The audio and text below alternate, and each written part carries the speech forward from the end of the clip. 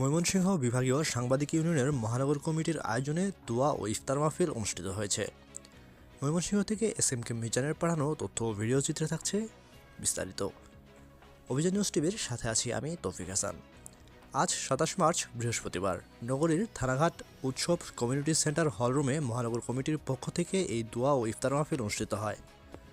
ময়মনসিংহ বিভাগীয় সাংবাদিক ইউনিয়নের মহানগর কমিটির সভাপতি SMK মিজানের সভাপতিত্বে এবং মহানগর কমিটির সাধারণ সম্পাদক মাজহারুল ইসলাম ফরহাদের সঞ্চালনায় উক্ত আয়োজনে প্রধান অতিথি হিসেবে উপস্থিত ছিলেন মোহাম্মদ শিবলি সাদিক খান, বিশেষ অতিথি সাকিবুল হাসান, গোলাম কিবরিয়া পলাশ এবং সেখানে আরও উপস্থিত ছিলেন বিভিন্ন ইলেকট্রনিক এবং প্রিন্ট মিডিয়ার প্রায় অর্ধশতাধিক সাংবাদিকবৃন্দগণ।